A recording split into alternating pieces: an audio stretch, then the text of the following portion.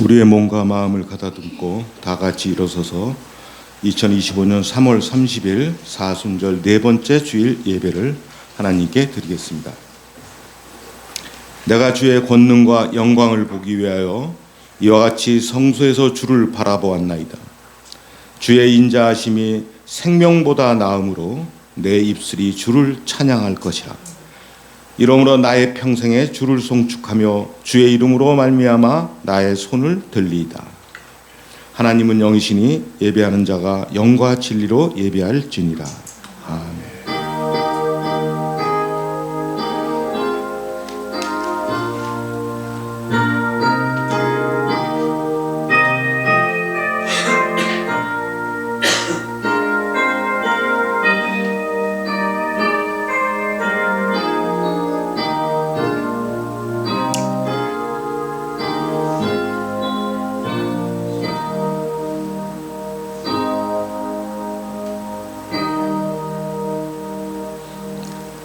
말씀으로 세상을 창조하신 하나님 아버지, 찬송과 영광과 존귀를 올려드립니다.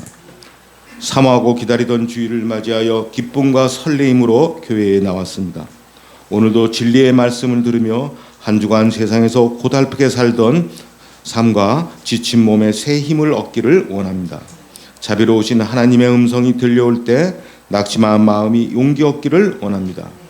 자외의 날성검과 같은 하나님의 말씀을 들을 때 저희의 나태해진 신앙생활이 도전받기를 원합니다. 천지는 없어져도 영원토록 변함없을 귀하고 복된 말씀을 오늘도 우리 심령에 채워주시옵소서. 마음을 다하여 예배드리오니 기쁘게 받아주시옵소서. 사람이 되어 우리 가운데 오신 예수 그리스도의 이름으로 기원하옵나이다. 아멘. 함께 찬송가 10장으로 하나님을 찬양하겠습니다.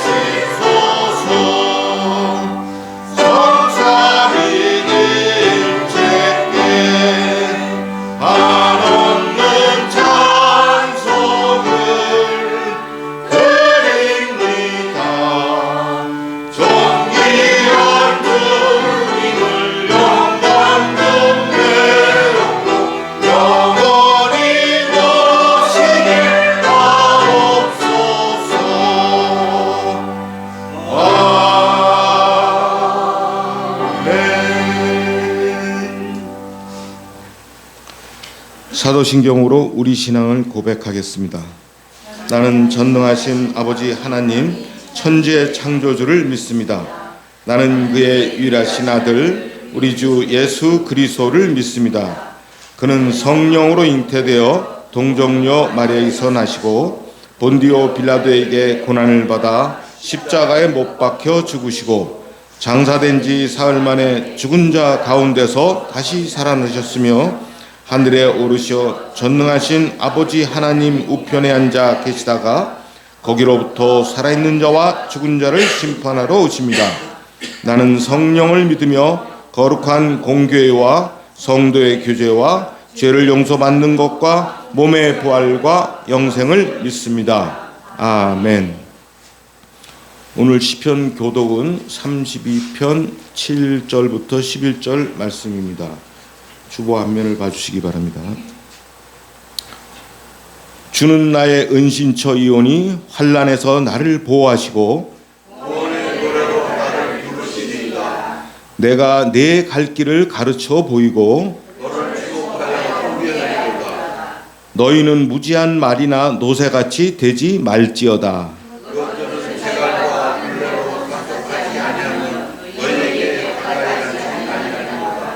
악인에게는 많은 슬픔이 있으나 너희 의인들아 여호와를 기뻐하며 즐거워할지어다.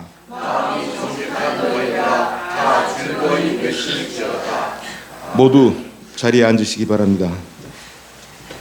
찬송가 70장을 찬송하겠습니다.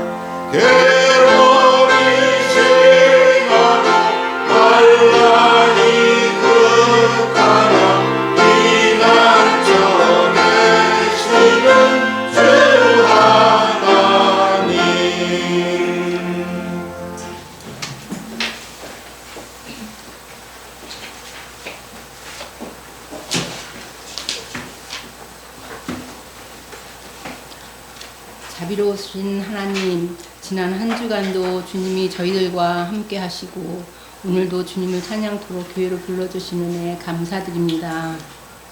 오늘은 사순절 네 번째 주일입니다. 이 시간에 저희들의 죄를 고백합니다. 하나님을 영화롭게 해드리기보다 저희들 자신의 영광을 위해서 살아왔던 죄를 용서하여 주시옵소서. 주님께서 죄악을 사유하시고 허물을 덮어주심을 믿습니다. 주님, 계절은 바뀌어 봄이 왔지만 저희들 마음은 그렇지 못한 듯 합니다. 나라의 전국도 너무나 어수선하고 역사상 최악의 재난으로 기록될 만한 산불로 가슴이 아픕니다. 예상치 못한 화재 피해로 재산과 생명을 잃은 지역 사회의 빠른 복구와 유가족들이 안정적인 일상생활로 돌아갈 수 있도록 주님 용기를 주시고 도와주시옵소서. 주님의 이름으로 모여 예배드리는 저희들 마음을 다스려 주시고 목사님께서 하나님 말씀을 전하실 때에 성령의 능력이 드러나게 하시고 저희들 은혜 속에서 듣게 하시옵소서. 이 자리에 참석치 못한 성도들에게도 주님의 한없는 사랑 부어주실 것을 믿사옵고 성가대의 거룩한 찬양 기뻐 받아 주시옵소서. 주를 섬기는 마음으로 봉사하는 모든 손길들 축복하여 주시길 원하오며 이 모든 말씀 우리 주 예수 그리스도의 이름으로 기도드립니다. 아멘.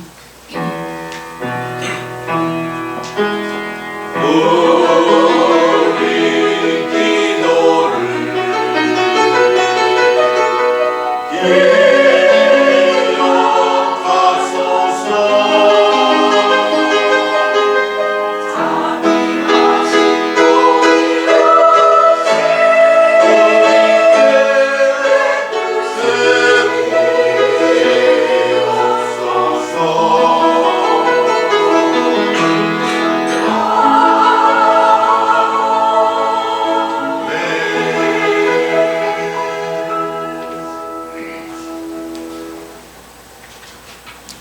하나님께 봉헌하겠습니다.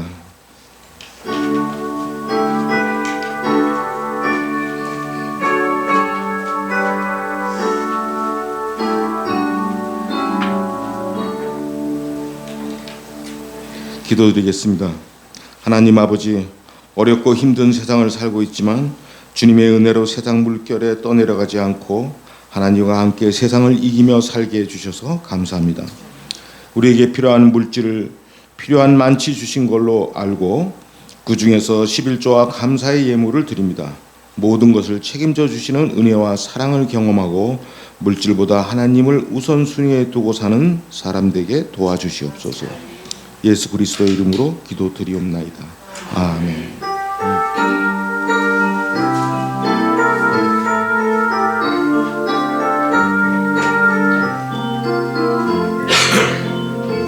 주의 사랑으로 사랑합니다. 주의 사랑으로 사랑합니다. 영계 안에서 주의 영광을 보내 주의 사랑으로 사랑합니다. 주의 사랑으로 환영합니다. 주의 사랑으로 환영합니다. 자매 안에서 주의 영광을 보내 주의 사랑으로 환영합니다.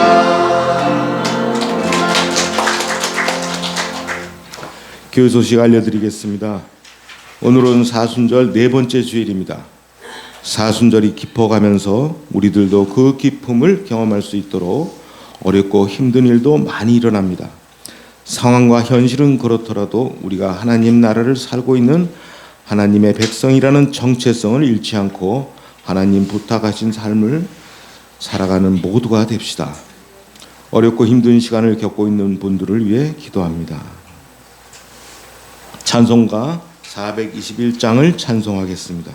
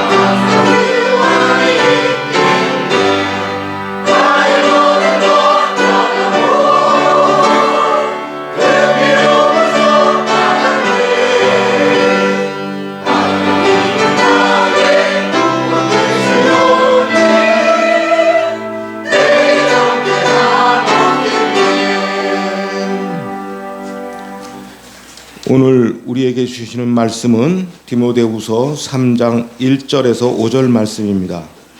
신약성경 344쪽입니다. 하나님의 말씀을 받들어 읽겠습니다. 경청하시기 바랍니다. 너는 이것을 알라. 말세에 고통하는 때가 이르러 사람들이 자기를 사랑하며 돈을 사랑하며 자랑하며 교만하며 비방하며 부모를 거역하며 감사하지 아니하며 거룩하지 아니하며 무정하며 원통함을 풀지 아니하며 모함하며 절제하지 못하며 사나우며 선한 것을 좋아하지 아니하며 배신하며 조급하며 자만하며 쾌락을 사랑하기를 하나님 사랑하는 것보다 더하며 경건의 모양은 있으나 경건의 능력은 부인하니 이 같은 자들에게서 내가 돌아서라.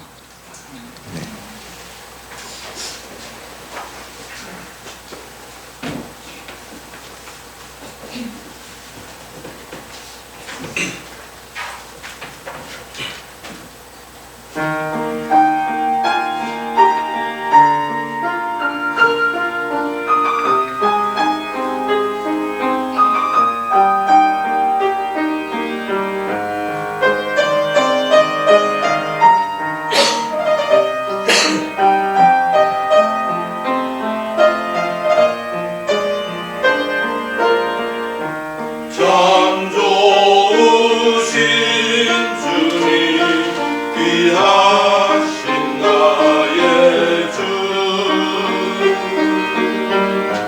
늘 가까이 계시니 나 두려움 없네 내 영이 공할 때내 낙심될 때 내 품에 안기라 주님 말씀하셨네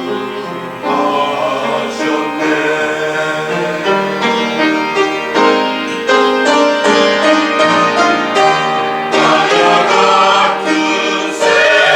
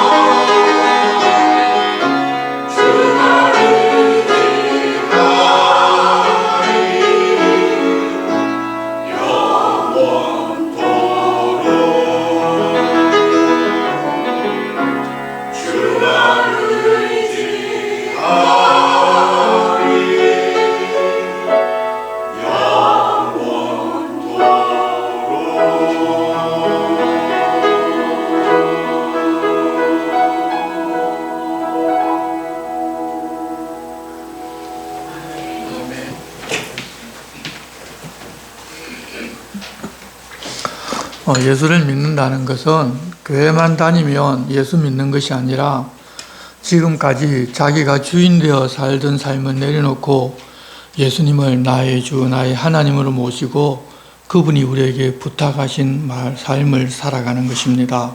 그러면서 세상에서 그렇게 사는 사람들의 공동체인 교회에 모여서 함께 예배도 드리고 계속해서 우리가 그렇게 살자고 서로 위로하고 격려하고 어떤 것이 바른 것인지를 배우는 시간을 가지는 것입니다.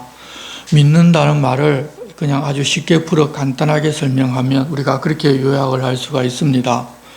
그러면 우리가 왜 주님 부탁하신 삶을 이 땅에 살면서 살아가야 하는가 하면 주님은 단지 믿는다는 그 한 가지 이유만으로 죄가 전혀 없는 사람들만이 얻을 수 있는 천국을 우리들에게 그냥 거저 주셨기 때문입니다. 다시 말해서 예수 믿는 우리를 죄 없는 사람으로 여겨주고 그런 사람들만이 사는 하나님 나라를 유업으로 받게 하셨기에 우리는 이미 그것을 얻은 줄로 알고 그 나라 사람들이 살아가는 삶을 바로 여기 이 세상에서부터 살아가는 것입니다. 우리가 아직 육신 가운데 있기 때문에 종종 죄에 빠지기도 하지만 하나님께서 이미 우리에게 천국 하나님 나라를 주신다고 약속하셨기에 우리는 이후에 주님과 함께 천국에서 영원히 살게 됩니다. 하나님 그러겠다고 약속하셨기에 그 약속의 말씀을 믿고 지금 이 땅에서부터 주님 부탁하신 하나님 나라 백성으로 천국의 가치로 사는 것이 바로 신앙생활입니다. 하지만 이 세상에서의 천국 백성의 삶은 이 세상 백성과의 삶과 완전히 다르기 때문에 고난이 찾아오기도 하고 어떤 때는 박해가 찾아오기도 합니다. 세상은 자기들을 떠나 천국 백성이 된 우리를 고난과 박해 같은 것으로 다시 세상 나라로 돌아가게끔 그렇게 만들려고 합니다. 그런데 주님은 그런 고난과 박해를 막아줄 수 있는 능력을 가지고 계십니다. 그런데도 자기 백성들이 고난과 박해받는 것을 허락하십니다. 주님도 이 땅에서 먼저 그렇게 사셨고 자기를 뒤따르는 우리를 위해서 고난을 남겨두셨기 때문입니다. 그러면 왜 우리를 위해 고난을 남겨두셨는가 하면 그런 고난과 박해를 통해서 천국 백성이 되었지만 여전히 세상 모습, 세상의 가치로 사는 우리를 순금같이 만들고 또 믿는 사람들이 그런데도 불구하고 믿음을 지키면서 사는 것을 보고서 아직 하나님의 부르심에 응답하지 않은 구원받기로 예정된 사람들을 구원해내는 방법이 바로 그곳에 있기 때문입니다. 세상에서 잘 먹고 잘 살고자 예수 믿는다고 하는 것이 아니라 고난과 박해 상황에서 성도들이 영원한 천국에 대한 소망으로 견디고 있음을 보고서 자기들도 하나님의 부르심에 응답하고 믿어 구원 얻는 세상에서 보면 아주 어리석은 방식으로 하나님께서 자기 백성들을 불러 천국으로 옮겨주시기 때문입니다. 만일 우리가 지금 이 상태로 천국에 가게 되면 죄송하지만 천국은 천국이 아니라 지옥이 되어버릴 것입니다. 각자 제 속인에 옳은 대로 행하고 다들 자기가 옳으니 하나님조차도 내 뜻대로 따라오라고 할 뿐만 아니라 다른 사람들에게도 내 뜻대로 따라오지 않는다고 화를 내면서 다투고 싸우는 것이 바쁠 것이기 때문입니다. 그러다 보면 천국이 아니라 그것은 곧 바로 우리가 천국 가자마자 지옥으로 변해버립니다. 그런 우리를 고치려 하나님께서 택하신 방법의 하나가 바로 이 고난인 것입니다.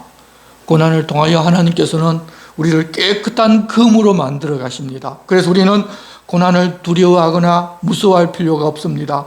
우리가 고난을 감당하지 못할 것 같으면 하나님께서 피할 길 주시고 또 감당할 만하니까 그것을 감당하면서 깨끗하게 하나님 나를 변화시켜 나가는 것입니다. 그러면 우리가 이 땅에서 고난도 받으면서 하나님 나라의 가치관으로 살아가는데 어떻게 살아가는 것을 천국 백성, 하나님 나라 백성의 삶이라고 말하는 것일까요? 교회 예배 잘 참석하고 교회 충성 봉사하고 목사 말 잘 들으면 하나님 나라 백성으로 사는 것이 전부가 될까요? 그렇지 않다는 것을 우리가 알지만 그러나 우리 대부분은 가치관이 달라진 삶을 살기보다는 그냥 그대로 예전 가치관을 가지고 살면서 종교적인 행위를 열심히 해서 그것에 의지해서 내가 하나님의 호의를 받아서 이 땅에서 편하게 사는 것을 신앙생활 잘 하는 것으로 생각하려고 합니다. 예수님과 함께 십자가에 못 박혀 죽은 우리 옛사람이 그런 세상 가치를 가지고 있기 때문입니다. 하지만 예수님과 함께 십자가에 달려 죽은 나의 옛자아가 아니라 주님 부활하실 때 함께 살아난 새로 태어난 나는 하나님 나라 백성으로 그 가치로 살고 싶어 합니다. 이 둘 사이에 우리가 끼어 있습니다. 그래서 우리는 늘 갈등합니다. 그래서 많은 그런 갈등 속에 빠지기 싫어서 그냥 세상 가치로 살면서 이 종교 행위에 몰두하기도 합니다. 그렇지만 예수 믿는 신앙생활은 그런 종교 행위를 하고 세상 가치 그대로 사는 삶이 아니라는 것입니다. 우리는 예배라는 하나님을 섬기는 이 종교 행위를 하기도 하지만 삶이 하나님 나라 백성의 가치를 따라야 하나님께서 삶과 우리 예배 모두를 다 받아주십니다. 그렇지 아니하고 세상 가치를 따르는 삶을 살면서 무성한 종교 행위, 많은 예배에 기도하는 것은 입만 무성한 열매 없는 무화과나무와 같은 삶을 사는 것이고, 그렇게 사는 사람을 하나님 기뻐하지를 않으십니다. 그렇게 하나님 기뻐하시는 예배와 하나님 나라 백성으로 사는 삶을 살려면 이 세상이 무엇을 추구하고 어떻게 가고 있는가 그 방향을 바르게 알고 우리는 그것을 따르지를 말아야 합니다. 우리가 그런 세상 가치와 삶의 방식을 그대로 따르면서 종교생활로 자기를 바르게 하나님 섬기는 사람이라고 착각할 수가 있기 때문입니다. 구약성경 속에서 여러분 유대인들을 우리가 보았고, 또 예수님 이 땅에 계실 때 유대인들이 무엇을 했는가 보면 그들은 그렇게 세상 가치를 항상 우선시하면서도 철저한 종교생활을 해서 하나님 잘 섬긴다고 모두들 착각하고 살았다는 것을 알 수가 있습니다. 그러다 보니 하나님께서 그게 아니다, 그렇게 하면 안 된다고 돌이킬 기회를 그렇게 많이 주셨지만 자기들 종교생활에 취해서 이렇게 열심으로 하나님께 제사를 지내고 있는데 무슨 소리 하느냐고, 하나님 그래서 안 된다는 하시는 말씀을 끝까지 들으려고 하지를 않았습니다. 그래서 선지자가 오면 때려 죽이고 쓸데없는 이야기, 우리가 이렇게 하나님께 열심히 예배드리고 제사 드려서 잘 먹고 잘 살고 있는데 무슨 딴소리 하느냐고 여러분 대부분의 선지자를 때려 죽였습니다. 그 결과로 예전에 바빌론에 망하게 되었고, 또 그렇게 기다리던 메시아 예수께서 자기들 눈앞에 계셨음에도 그분을 십자가에 못 박지 않았습니까? 말씀과는 전혀 관계없는 삶인데도 열심으로 하는 종교생활이 그렇게 무섭습니다. 진리가 귀에 들리지도 않고 보이지도 않습니다. 그래서 우리는 내 삶이 이 세상의 가치관을 따르면서 지금 종교생활로 덮어보고자 하고 있지 않은지 그것을 바르게 알기 위하여 이 세상의 흐름을 알고 그곳에 빠지지 말라고 하는 말씀을 바르게 듣고 이해할 수 있는지를 살펴보아야 합니다. 오늘 하나님께서는 바울 사도를 통하여 말세 성도들 앞에 어떤 상황이 전개될 것이며 그럴 때 어떻게 해야 할지를 알려주시는데, 말세를 사는 우리가 이 말씀을 귀담아 듣고서 하나님을 원하고 기뻐하시는 삶과 가치관을 가지고 모두가 살아갔으면 좋겠습니다. 1절입니다. 너는 이것을 알라. 말세에 고통하는 때가 이르러 사람들이 자기를 사랑하며 돈을 사랑하며. 말세는 예수님 이 땅에 오시면서부터 시작이 되었고, 예수님 다시 오실 때가 예수님 처음 오실 때보다 더 가까운 지금은 말세 중에 마지막 때, 즉 말세 지말이라고 말하기도 합니다. 말세에 사람이 고통하는 때가 이른다고 하셨는데 우리도 보면 다들 고통이 한계를 넘어섰다는 사실을 알 수가 있습니다. 의학의 발달로 육신의 고통은 조금 덜해진 것 같은데 다들 시시하고 말을 안 해서 그렇지 정신적인 고통은 너무 심해져서 우울하지 않은 사람이 없을 정도입니다. 도덕적, 영적인 타락이 심해져서 그렇게 되는데, 그러면 어떤 현상이 나타나면서 그리 되는가 하면 첫째로 대부분이 자기 사랑이 먼저 되면서 모두가 다 고통을 당하게 됩니다. 사람이 자기를 사랑하는 것은 어쩌면 본능이지만 그래도 예전에는 남을 생각하면서 자기를 사랑하였기 때문에 자기만 사랑하는 이적인 모습을 보기가 쉽지 않았습니다. 하지만 이제는 그렇게 자기만 사랑하는 것이 너무도 당연시 되어버렸고, 다른 사람을 배려하고 생각해 주는 것은 못난 사람, 모자라는 사람이라고 생각하기까지 합니다. 심지어 부모가 아이를 낳고도 자기를 더 사랑해서 쉽게 아이를 버리고 죽이기까지 합니다. 예전에는 상상조차 할 수 없었던 현상이 이제는 일상이 되어버렸습니다. 많은 사람들 중에 한두 사람이 자기 사랑이 도에 넘치면 그래도 이 사회적으로는 안정이 되어 있기 때문에 병적으로 자기에게 강한 사람도 다른 사람의 사랑이 있으니까 어쨌든지 견딥니다. 하지만 다른 사람을 사랑할 여유가 없는 사람들이 다 이곳에 있게 되면 자기 사랑이 먼저인 세상이다 보니 다른 사람의 사랑을 받지를 못해서 병이 깊어지고 고통만 더해갑니다. 우리가 처해 있는 지금 탄핵 정국에서 여야뿐만 아니라 진영의 극한 대립으로 답이 없는데 이것이 바로 우리가 맞이하고 있는 이 말세의 현상이고 고통당할 수밖에 없는 현실입니다. 그런데 문제는 그리스도인들도 한쪽에 발을 담그고 있어서 교회나 그리스도인이 중재할 수 있는 상황은 이미 물 건너간 지 오래고 적 그리스도가 능력으로 나타나 이 문제를 해결하지 않는 한 이 문제 해결은 불가능합니다. 그래서 예수님 재림하시기 전에 적 그리스도가 나타나서 능력을 가지고 이 세상 문제를 해결하고서 자기가 그리스도인 척 하니까 많은 사람들이 속아서 그에게로 다들 몰려갑니다. 이단들이 기성교회를 욕하면서 사람들을 불러 모아 세력을 구축하는데 그러는 것도 결국 나는 옳고 다른 사람은 틀렸다는 자기만을 사랑하는 자기 표현일 뿐이라는 생각이 듭니다. 그리스도인은 성령께서 일하고 계시니 온유하게 기다려주는 사람이 되어야 하는데 결국 자기를 사랑하다 보니 자기만 옳다면서 다른 사람을 정죄하는 악에 빠져든 것입니다. 그런 사람들은 바른 그리스도인이 아닙니다. 두 번째 현상은 돈을 사랑하는 것입니다. 돈은 우리가 이 땅에서 살아가는데 필요한 도구입니다.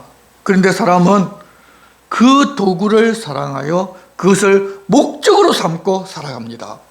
늘 말씀드리지만 돈이란 자신이 사용하는 것만 자기 것입니다. 그런데도 사람들은 자신이 사용하지도 못하는 자기 것인 것 같지만 자기 것이 아닌 것을 가지고 가졌다고 착각하면서 살아갑니다. 그래서 그것을 얻을 목적으로 탐욕에 빠져듭니다.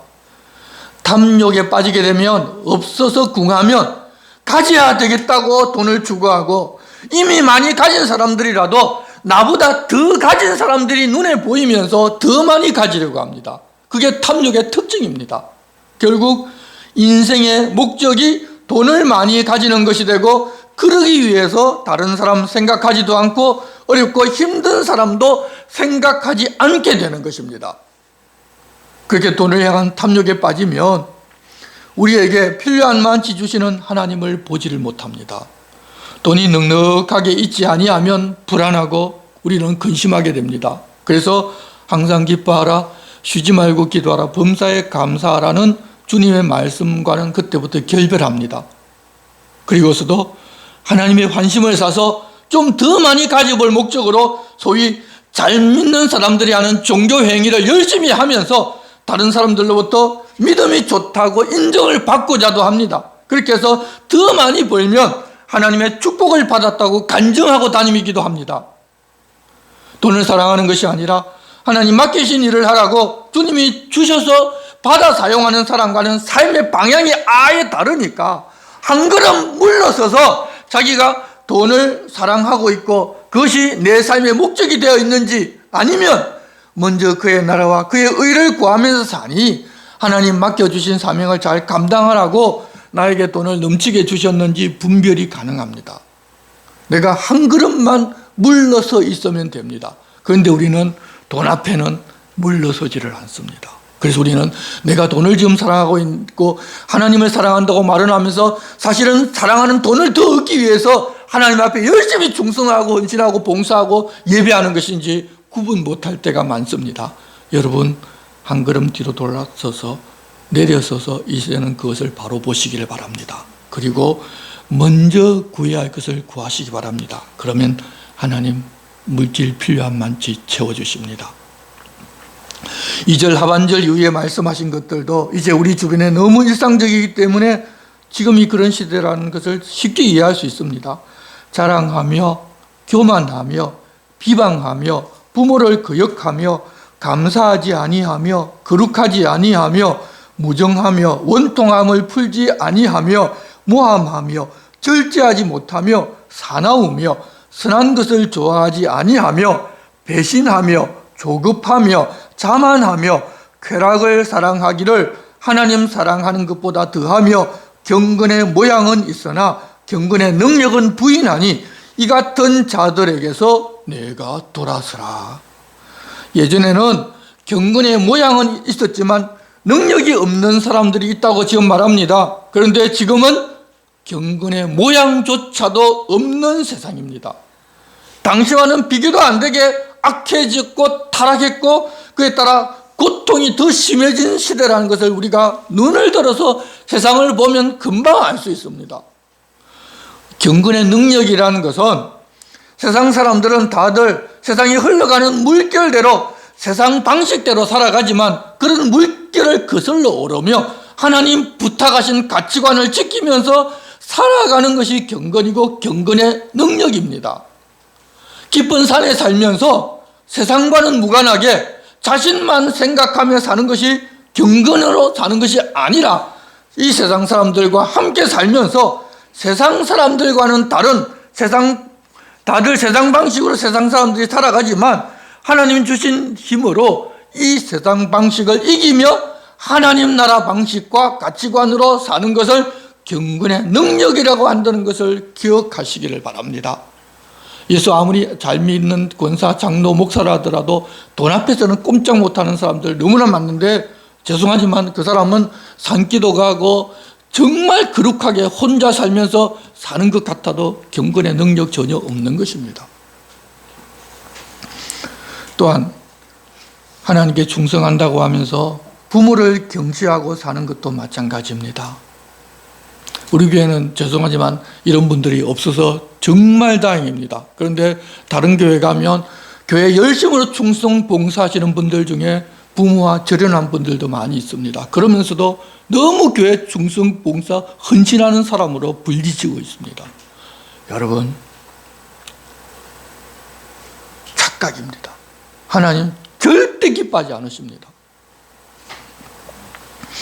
이 땅에서 하나님을 우리가 눈으로 볼 수 없기 때문에 부모를 통하여 하나님을 보게 하셨는데 보이는 부모에게 잘하지 못하면서 하나님을 사랑하고 충성한다는 말은 다들 거짓말입니다. 이스라엘 백성들이 고르반이라고 하면서 자기를 위하여 하나님을 이용하던 것을 예수님께서 꾸짖으셨는데 예수 믿는다면서 또 그런다는 것은 결국 믿는 것이 아니라 자기를 사랑해서 예수님을 이용해서 자기 유익을 구하는 자들에 불과합니다. 바울 사도가 아들 디모데와 믿는 우리에게 부탁하신 것은 이 말세에는 대부분이 다 그렇게 살 것이다. 그렇지만 그러면서 사는 자들에게서 너희들은 돌아서라는 것입니다. 세상 사람은 다 그럴지라도 하나님께서 용서하고 하나님 나라에서 살게 하신 그 은혜를 얻은 그리스도인은 그렇게 사는 것이 아니라는 것입니다. 왜냐하면 우리가 이 세상에 살기는 하지만 그럼에도 불구하고 우리는 하나님 나라 백성으로 하나님 나라의 가치관으로 사는 사람들이기 때문입니다. 그 당시 그런 세상 가치관으로 살면서 경건의 모양은 가지고 있지만 이제 하나님의 뜻과 하나님 바라시는 대로 사는 경건의 능력은 부인하는 자들이 어떤 사람이고 어떻게 미혹당했는가의 예를 6절에서 이야기합니다. 그들 중에 남의 집에 가만히 들어가 어리석은 여자를 유인하는 자들도 있으니 그 여자는 죄를 중히 지고 여러 가지 욕심에 끌림바 되어 항상 배우나 끝내 진리의 지식에 이를 수 없느니라고 하십니다. 여기서 어리석은 여자란 거짓 교사들에게 잘 속는 사람을 의미합니다. 하나님께서 말씀을 주시고 성령께서 그 뜻을 깨닫고 말씀대로 살게 하시는 것을 모르고 거짓 선생들에게 속아서 그들에게 매여서 그들이 시키는 대로 하면서 죽음의 길로 가는 사람들을 말합니다. 그렇다고 그들이 성경 공부를 안 하는가 하면 우리보다 더 많이 더 열심히 하고 더 많이 아는 것처럼 보입니다. 그렇지만 죄를 심하게 지고 욕심에 끌려서 신앙생활하고 항상 배우지만 끝내 진리의 지식을 알지 못하는 사람들입니다. 우리가 잘 알듯이 신천지에서 처음 사람들을 미혹할 때 요한계시록에 14만 4천 명만 구원받는다고 말씀하셨다고 빨리 그 숫자 안에 들어가야 한다고 성도들을 속여서 데리고 갔습니다. 많은 사람이 자기도 그 숫자 14만 4천 명 숫자 안에 들어가야 할 욕심을 가지고 빠져들었습니다. 그런데 지금은 그 숫자를 넘어섰다고 합니다. 그러니 무슨 말을 하는가 하면 각 지파별로 14만 4천 명이라고 한다는 것입니다. 말장난하고 속였다는 것이 우리 눈에 너무도 명확하게 보이는데 미혹되어서 그 안에 들어가 있으면 끊임없이 배우지만 끝내 진리의 지식에 이르지 못하는 것을 보여주는 증인들이 바로 그 사람들입니다. 그런 사람들은 어떻게 결론을 나는가 하면 8절입니다. 얀네와 얀브레가 모세를 대적한 것 같이 그들도 진리를 대적하니 이 사람들은 그 마음이 부패한 자요 믿음에 관하여는 버림받은 자들이라.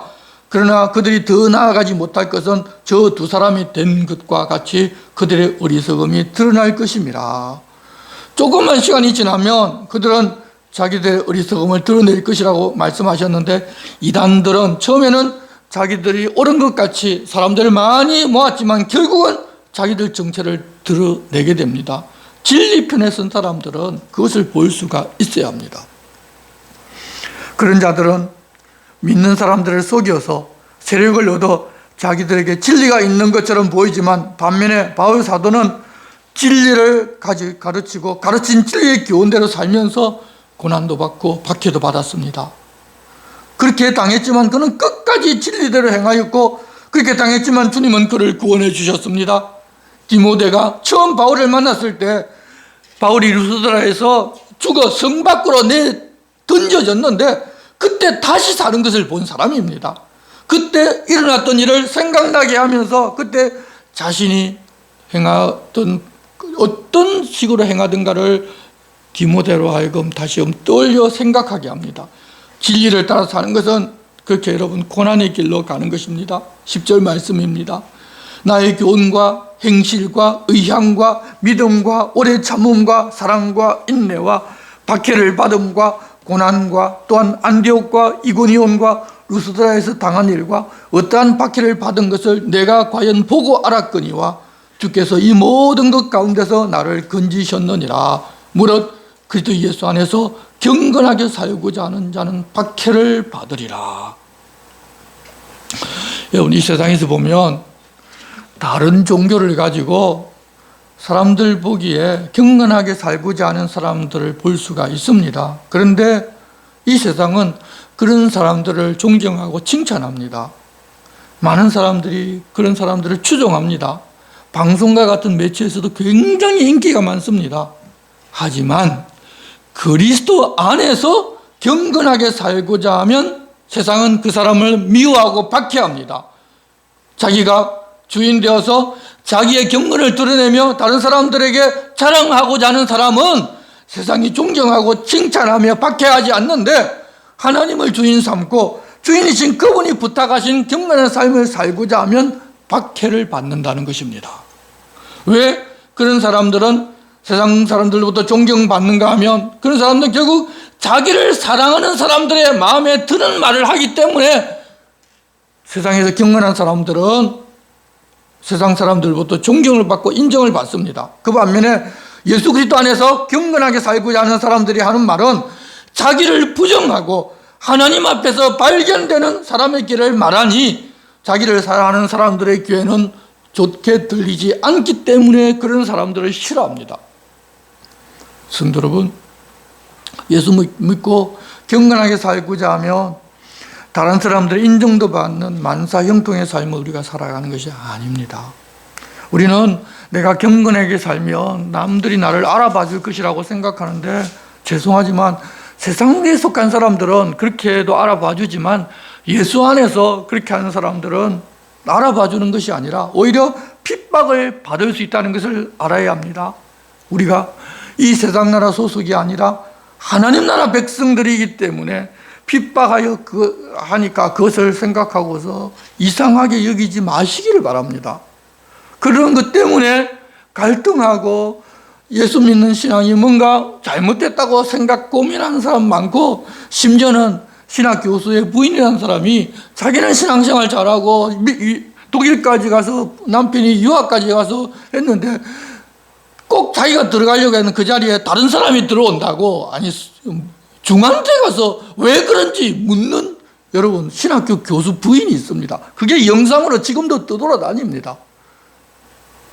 무엇을 믿고 무엇을 알고 있는지 독일까지 가서 박사학위를 하고 와도 하나님이 누구신지를 모른다는 것입니다. 그게 오늘의 현실입니다. 여러분, 고난과 박해 두려워하지 마시기 바랍니다. 예수 믿고 살고자 하면 고난과 박해는 필수입니다. 그렇게 그리스도 안에서 경건하게 살고자 핍박을 받는 사람들과 대주가 되는 사람들은 13절입니다. 악한 사람들과 속이는 자들은 더욱 악하여져서 속이기도 하고 속기도 하나니 악은 가면 갈수록 더 성장해 나갑니다. 그래서 상상치도 못한 방법으로 사람을 속이는 일들이 일어납니다. 그렇게 악을 따르는 사람들은 남을 속이기도 하고 또 자기도 다른 사람들에게 속기도 합니다. 한마디로 악순환의 세상을 살아간다는 것입니다. 14절입니다. 그러나 너는 배우고 확신한 일에 거하라.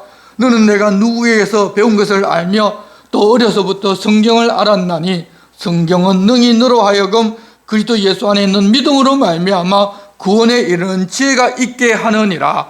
모든 성경은 하나님의 감동으로 된 것으로 교훈과 책망과 바르게 함과 의로 교육하기에 유익하니 이는 하나님의 사람으로 온전하게 하며 모든 선한 일을 행할 능력을 갖추게 하려 함이라.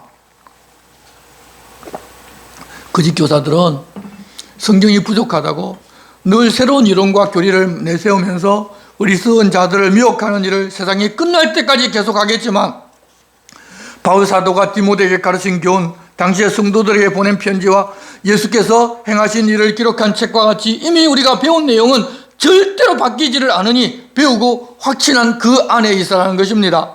그러면 디모데가 배운 참된 진리의 기준은 어떤 것을 말하는가 하면 그의 외할머니와 그의 어머니로부터 어릴 때부터 배운 바로 성경이라는 것입니다.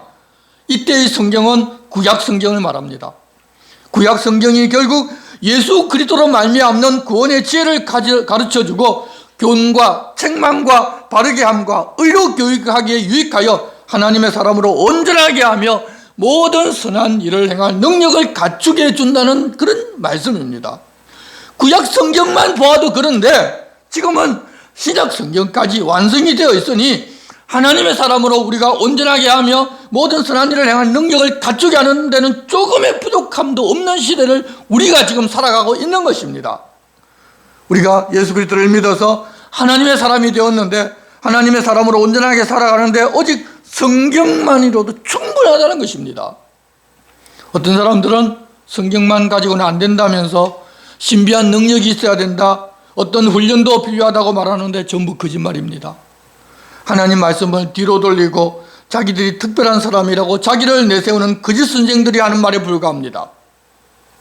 많은 사람이 하나님께서 어떤 분이신지 어떤 마음으로 말씀을 하셨는지를 모르니까 성경을 읽고 그 말씀대로 사는 것을 다들 어려워하는데 여러분, 이해하지 못한 부분은 성경 강좌를 통해서 바르게 이해하고 주님 말씀하십시오, 종이 듣겠습니다 하는 마음으로 읽고 설명도 듣고 설교도 듣고 해보시기를 바랍니다. 성령께서 하나님 말씀을 바르게 이해할 수 있도록 여러분 도와주실 것입니다.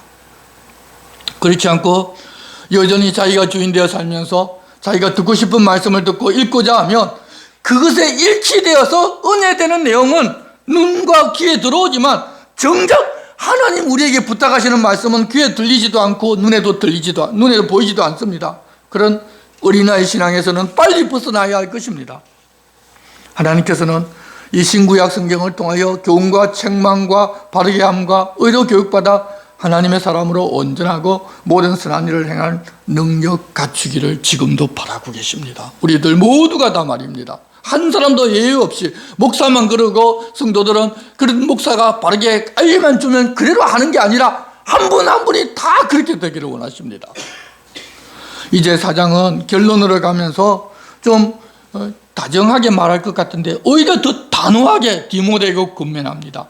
하나님 앞과 살아있는 자와 죽은 자를 심판하실 그리스도 예수 앞에서 그가 나타나실 것과 그의 나라를 두고 엄히 명하노니 너는 말씀을 전파하라. 때를 어떤지 못 얻든지 항상 힘쓰라. 범사의 오래 참음과 가르침으로 경책하며 경계하며 권하라. 여러분, 이 말씀을 전파하라는 것은 예수 믿고 천국 가자는 그런 전도를 열심히 하라는 것이 아니라 세상과는 가치가 전혀 다른 하나님 나라가 있다는 것을 바르게 전하라는 말씀입니다.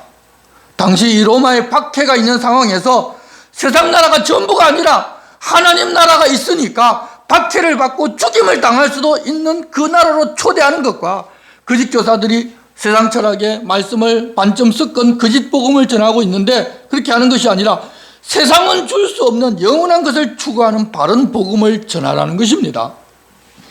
보면 요즘 전도하는 방식인 예수 믿고 우리 천국 가자는 그런 말들과 예수 믿고 망사 형통하자, 예수 믿고 문제 해결 받으라는 그런 과는 전혀 다른 이야기를 지금 하고 있다는 것을 알 수가 있습니다. 여러분, 그렇게 전하는 것도 틀린 말은 아니지만 예수 그리스도의 복음을 흐리게 만들고 여전히 자기를 사랑하면서 자기가 원하는 것을 교회에 나와서 얻을 수 있다고 말하는 것일 수도 있습니다. 물론 어떻든지 교회로 나오게 해서 바르게 복음을 들을 기회를 얻게 하는 일이면 좋은데, 문제는 바르게 복음을 가르치지도 않으면서 교회에 데려다 놓고서 복음이라는 것은 전혀 모르는 그냥 교회 다니는 종교인으로 만들기가 더 쉽다는 것입니다. 우리가 평생을 예수 믿어도 예수님께서 어떤 분이시고 하나님께서 어떤 분이시고 하나님께서 무엇을 내게 원하시는지, 내게 주신 사명은 무엇인지 전혀 모르고 그저 그물이 딸처럼 달라달라 평생을 죽을 때까지 달라달라 하나님 내게 주신 그 은혜와 사랑이 무엇인지는 전혀 깨닫지 못하고, 내가 이렇게 열심히 달라고 하니 주님 주십시오, 내가 목숨 걸고 달라고 하니 주십시오, 그것이 우리 신앙생활이 되어 있다면 여러분, 그 신앙생활이 그냥 어린아이 상태에서 평생 돌도 안 지난 100일 된 어린아이 신앙으로 평생 사는 것이지, 그 신앙이 어떻게 하나님 기뻐하실 신앙이 되겠습니까? 그래서 우리가 전도할 때에도 예수 그리스도를 믿는 것이 무엇을 말하는 것인지를 바르게 알고 바로 그 이야기를 해주어야 합니다. 그것이 전도라는 어리석은 방법으로 하나님께서 택하고 예정해 놓은 사람들을 하나님께로, 하나님의 나라로 인도하는 방법이기 때문입니다. 세상에서 무엇을 얻고 무엇이 되고자 하는 소원을 교회에 가면 이룰 수 있다고 하면서 데리고 오는 것은 사실 첫걸음을 잘못되게 만들 수도 있습니다. 3절입니다. 때가 이르리니 사람이 바른 교훈을 받지 아니하며 귀가 가려워서 자기의 사욕을 따를 스승을 많이 두고 또 그 귀를 진리에서 돌이켜 허탄한 이야기를 따르리라. 바른 교훈보다 자기 사욕을 따를 스승을 많이 두고 그런 목회자를 찾고 그 길을 진리에서 돌이켜 허탄한 이야기 따르기를 더 좋아하는 때가 온다는 것입니다. 지금이 바로 그런 때입니다. 방송에 많은 설교가 있어서 자기가 듣고 싶은 설교 골라 듣는 시대이지, 하나님 말씀을 처음부터 끝까지 들어서 하나님께서 어떤 분이신지 어떤 마음으로 말씀하셨는지, 그러면 나는 어떻게 살아야 하는지를 알고 싶어하는 시대가 아니지 않습니까? 다들 그거 별로 알고 싶어 하지 않습니다. 어떻게 하면 내가 복 받을 수 있고 내 문제가 해결되고 내가 경제적으로 부유해질 수 있는지 그것만 이야기하면 내가 다 따라하겠다. 근데 다른 이야기는 내 듣기 싫으니까 하지 마라. 은혜가 안 된다. 여러분, 우리가 지금 처해 있는 상황, 시대가 그런 시대이지 않습니까? 우리의 마음도 사실 그런 부분이 굉장히 많이 있습니다. 그런 시대이고 그것이 대세이니 우리도 다들 그 길을 따르면서 그렇게 일단 사람을 자기에게로 모아놓는 것을 우선으로 삼아야 하겠습니까? 아닙니다. 5절입니다. 그러나 너는 모든 일에 신중하여 고난을 받으며 전도자의 일을 하며 내 직무를 다하라. 다들 그런다고 하더라도 하나님의 사람은 하나님 부탁하신 일을 신중하게 해야 하고 고난을 받으면서도 전도자의 일을 하고 맡은 직무를 다하라고 권면합니다. 내게 맡긴 사명이 무엇인지를 알고 그 사명대로 살아가야 한다는 것입니다. 바울 사도는 이제 자기가 순교의 제단 위에 이미 올려졌다는 사실을 압니다. 6절입니다. 전제와 같이 내가 벌써 부어지고 나의 떠날 시각이 가까웠도다. 나는 선한 싸움을 싸우고 나의 달려갈 길을 마치고 믿음을 지켰으니 이제 후로는 나를 위하여 의의 면류관이 예비되었으므로 주 곧 의로우신 재판장이 그날에 내게 주실 것이며 내게만 아니라 주의 나타나심을 사모하는 모든 자에게도니라. 자신은 선한 싸움을 싸우고 자신이 달려갈 길을 마치고 믿음을 지켰으니 주의 나타나심을 사모하는 모든 사람에게 주어질 면류관을 기다리고 있다는 것입니다.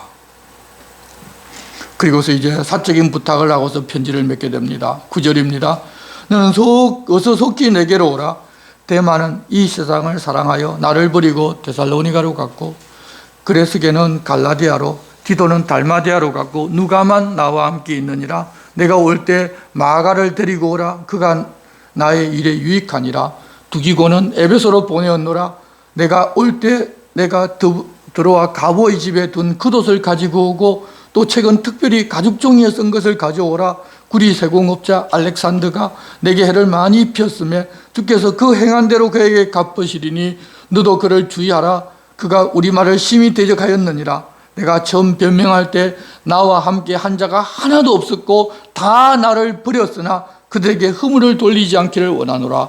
주께서 내 곁에 서서 나에게 힘을 주시면 나로 말미암아 선포된 말씀이 온전히 전파되어 모든 이방인이 듣게 하려 하심이니 내가 사자의 입에서 건짐을 받았느니라. 주께서 나를 모든 악한 일에서 건져내시고 또 그의 천국에 들어가시도록 구원하시리니 그에게 영광이 세세 무궁토록 있을지어다. 아멘. 브리스가와 아굴라 및 오네시보로의 집에 문안하라. 에라스도는 고린도에 머물러 있고 드로비모는 병들어서 밀레도에 두었노니 너는 겨울 전에 어서 오라. 으블로와 부네와 리노와 글라우디오와 모든 형제가 다 내게 문안하느니라. 나는 주께서 내 심령에 함께 계시기를 바라노니 은혜가 너희와 함께 있을지어다. 아멘. 성도 여러분, 이 마지막 시대에는 그리스도인의 가치를 가지고 그대로 살면서 이 세상에서 예수 믿는 사람으로 보이기가 너무 힘듭니다. 과연 지금도 그런 시대가 되어버렸습니다. 그런데 여러분, 우리들 후손이 사는 시대는 더 그럴 것입니다. 말세 지말이라고 하지만 아직 우리들은 은혜의 시간을 보내고 있습니다. 그러니 세상 흘러가는 대로 세상 가치관에 빠지지 말고 하나님 나라 백성으로 이 하나님 나라의 가치관을 지키면서 고난을 받으면서 살아갑시다. 여러분, 나면서 죽기까지 고난 중에 산다 하더라도 90년에 불과합니다. 우리가 앞으로 살 영혼에 비하면 90년이라는 거 아무것도 아닙니다. 더구나 하나님 앞으로 갈 시간이 얼마 남지 않은 우리는 이 땅에서 하나님 나라의 가치관을 가지고 지키며 우리에게 주신 사명대로 살 시간이 정말 얼마 남지를 않았습니다. 그러니 주님 준비해 두신 면류관을 기다리는 마음으로 주님 부탁하신 삶을 살아가면서 예수 그리스도의 아름다운 향기를 풍기는 모두가 됩시다. 주님, 그렇게 살아달라고 부탁하십니다. 기도하겠습니다. 하나님 아버지, 바울 사도가 아들로 여기는 디모데에게 말세 세상이 어떻게 될 것과 그러면 성도와 교육자는 어떻게 해야 하는지 부탁하는 말씀을 들었습니다. 일생을 고난 가운데 살다가 순교를 앞두고 끝까지 그 길을 가는 자신을 보고서 그 뒤를 따라오라고 디모데에게 권하고 우리에게도 권하는 그 마음을 알아서 우리도 이 땅에서 평안과 행복을 찾고자 살아가는 것이 아니라 내게 주신 사명대로 살며 고난과 박해가 있더라도 주님과 함께 믿음의 길을 끝까지 걸어가는 복된 성도들 되게 인도하여 주시옵소서. 예수 그리스도의 이름으로 기도드리옵나이다. 아멘.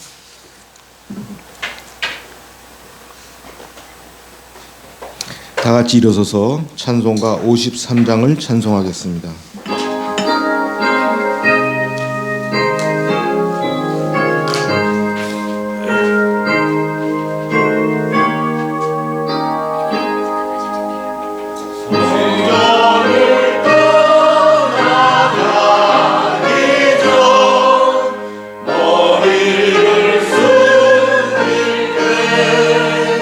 주께서 함께 계시고